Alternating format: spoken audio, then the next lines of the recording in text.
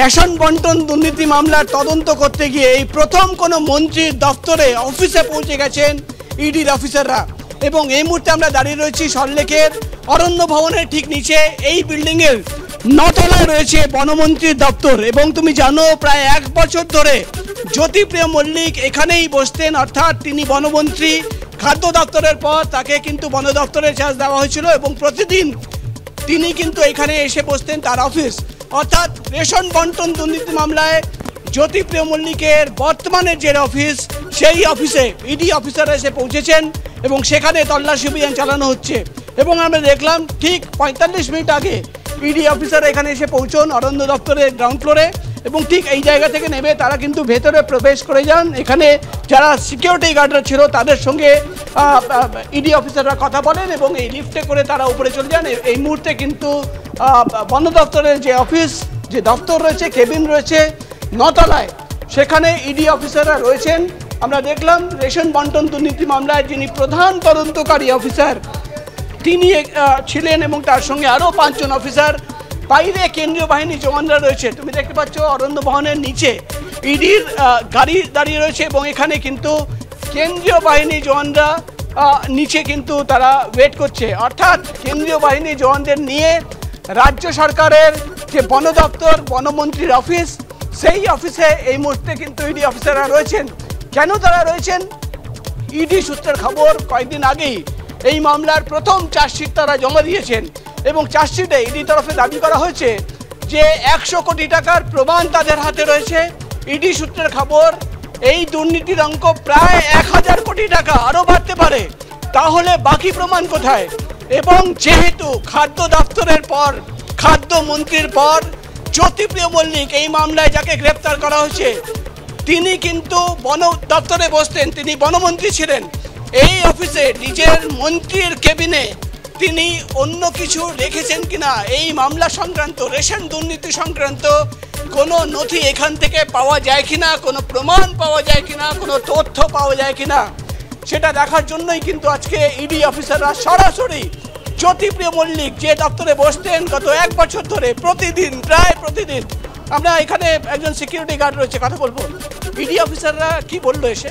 আমাদেরকে কিছু বলেনি, আমরা ব্যাপারটা জানি না। আপনার সামনেই তো ঢুকলেন, ওরা কি ওপরে চলে গেছে? হ্যাঁ। আচ্ছা, জ্যোতিপ্রিয় মল্লিক এখানেই বসতেন? হ্যাঁ, এখানে আসতেন, অফিসে আসতেন। বনমন্ত্রী কোন ফ্লোরে অফিস?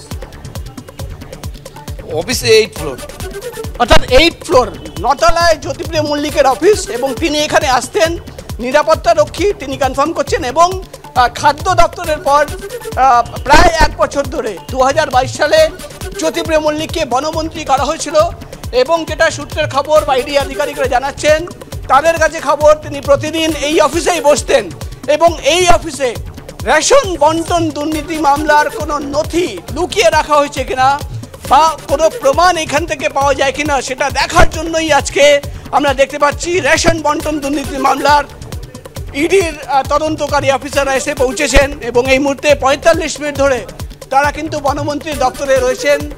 সেখানে তল্লাশি অভিযান চালানো হচ্ছে এবং মূলত চার্জশিটে ইডি তরফে যেটা দাবি করা হয়েছে যে 100 কোটি টাকার দুর্নীতির প্রমাণ তাদের হাতে রয়েছে। এবং তুমি জানো, একটু বিরত করছে, তুমি আমাদের সঙ্গে থাকো। আমরা দর্শকদের উদ্দেশ্যে একবার জানিয়ে দেব যে ইডি চার্জশিটে যেমনটা দাবি করা হয়েছে 100-200 নয়, রেশন দুর্নীতির পরিমাণ 1000 কোটি টাকা ছাড়াতে পারে। 1-2 বছর নয়, দুর্নীতি চলেছে 1 দশকের বেশি সময় ধরে। বিস্ফোরক দাবি করেছে ইডি। কেন্দ্রীয় এজেন্সির দাবি রেশন দুর্নীতিতে বাকিবুর একা নন, এমন অনেক চালকল গমকল মালিক ইডির নজরে রয়েছে। এই বিষয় নিয়ে বিস্তারিত জানতে সরাসরি আবারও কথা বলে নেব। আমাদের সঙ্গে রয়েছেন প্রতিনিধি প্রকাশ সিনহা। প্রকাশ, ইডির তরফ থেকে একাধিক চাঞ্চল্যকর দাবি করা হচ্ছে, কি কি জানতে পারছো তুমি এই মুহূর্তে ইডি সূত্রে?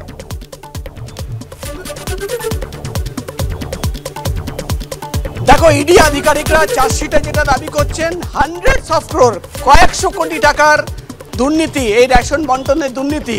কিন্তু এখন যেটা ইডি সূত্রের খবর, এই দুর্নীতির অঙ্ক প্রায় 1000 কোটি টাকা এবং শুধুমাত্র বাকিবুর রহমান নয়, একাধিক চালকল এবং গমকলের মালিকরা এর সঙ্গে ইনভলভ রয়েছে, সেটা নিয়ে তদন্ত চলছে। এবং যেটা আমরা দেখতে পাচ্ছি, ইডি অফিসাররা কয়েকদিন আগেই জ্যোতিপ্রিয় মল্লিক এবং বাকিবুর রহমান, যে দুজনকে এই মামলায় গ্রেফতার করা হয়েছে, তাদের নামে চার্জশিট জমা পড়ে এবং সেখানে কিন্তু একাধিক চাঞ্চল্যকর তথ্য তারা পেশ করেন।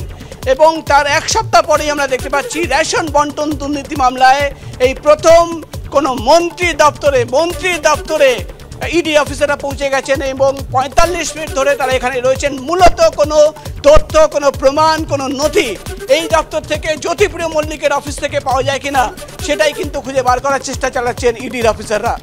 ধন্যবাদ প্রকাশ।